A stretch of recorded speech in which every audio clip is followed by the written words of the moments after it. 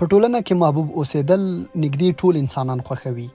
هر انسان غواړي چې په خپله ټولنه کې منلی شخص واوسي او خلک احترام وکړي، مګر ډیر کم خلک پوهیږي چې څنګه د نورو په زړونو کې ځای پیدا کړي او خلکو ته ګران واوسي.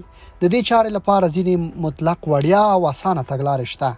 تاسو فقط همدا لارښوونې عملي کړئ، انشاءالله ډیر ژر به مثبتې پایلې وګورئ. محبوبیت په ټولنه کې نورو ته احترام ځینې وخت په شرایطو پورې تړلی وي. مثلا اکثره خلک شتمنو کسانو ته احترام کوي، مګر دا احترام هیڅ کله د ګرانښت په معنا نه وي. شاید دلته کومه تمه موجوده وي. د ګرانښت یا محبوبیت پولې له احترام څخه بیلې دي. تاسو به هم لیدلی وي چې ځینې خلک ډیر غریبان وي خو ټول خلک یې ښه وایي او مینه ورسره لري. راځئ همدا سې کسان شو چې پرته له کومې تمې پر خلکو ګران سو. لومړی دا ده چې تاسې مسکا مه هېروئ. زمونږ او ستاسو ستر لارښود حضرت محمد مصطفی صلی الله علیه وسلم با چې له خلکو سره مخ کېده نو مسکا به یې پر شونډو خوره وه. دې چارې هغه صلی الله علیه وسلم ټولو خلکو ته ګران کړی و. راځئ موږ هم همدا تګلاره غوره کړو. ډاډه یم تاسو به هم حس کړي وي چې مسک وګړي ډیر ژر زړه ته لاره کوي. روانپوهنه هم پر دې نظر ده چې مسکا کولی شي ستاسو مثبت انځور نورو ته وړاندې کړي او خلکو ته ګران شي. مسکا بیخي وړیا ده. نو راځئ چې مسک ووسو. دویم، د مینې ګرانښت الفاظ وکاروئ. په خپلو خبرو کې د مینې او ګرانښت الفاظ ډیر کړئ. ګرانه، ملګریه، یاره او ورته نور. ډېرې کلمې شته چې تاسو پرې د نورو زړونو ته لاره کوئ. آیا ښه نه ده چې داسې الفاظ وکاروئ؟ هم به پر خلکو ګران شئ او خلکو باندې به مو خبرې هم ښې لګي او هم به ورته ښه ایسئ. دریم، نظم او پاکوالي ته مو پام وکړئ. روانپوهنه د محبوبیت لپاره نظم او پاکوالی اړین بولي.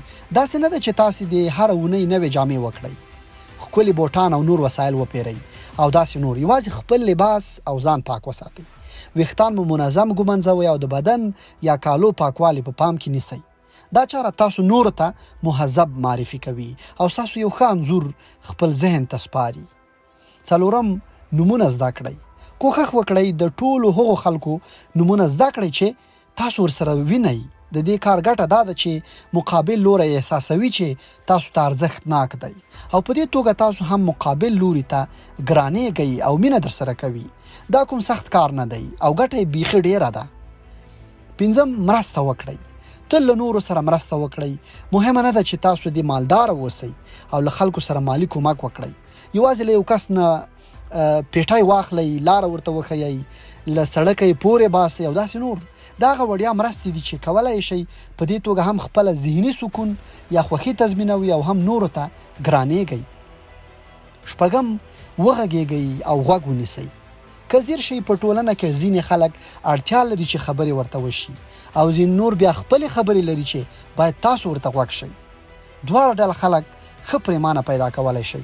نو که غواړئ چې خلکو ته ګران اوسئ، دا ډلګي ومومئ، یوې ته یې خبرې وکړئ او بلې ډلې ته خپله غوږ ونیسئ. اووم، ګرانښت او احترام متقابل وي.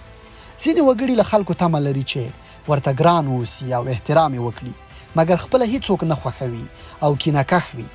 داسې وګړي باید درک کړئ چې ګرانښت او احترام متقابل دی. ته نور ښه وګڼه، ته به هم نورو ته ښه وایسې. همدارنګه موږ باید نورو ته احترام وکړو تر څو احترام مو وشي.